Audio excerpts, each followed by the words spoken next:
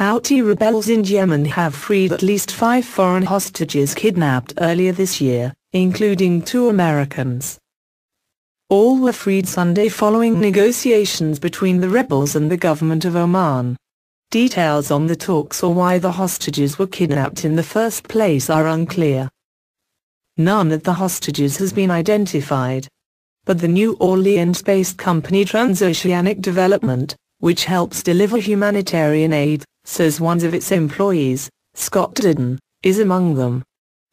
White House spokesman Ned Price said the United States is deeply appreciative to all those who work to free the captives, especially Omani leader Sultan Qaboos bin Said Al Said. This outcome underscores that we have been, and will continue to be, tireless in pursuing the release of all Americans detained abroad unjustly, including those who remain in the region, Price said. Several other Westerners held in Yemen have been freed in recent months, some thanks to Omani mediation. Yemeni tribesmen frequently have kidnapped Western hostages to try to win concessions from the government.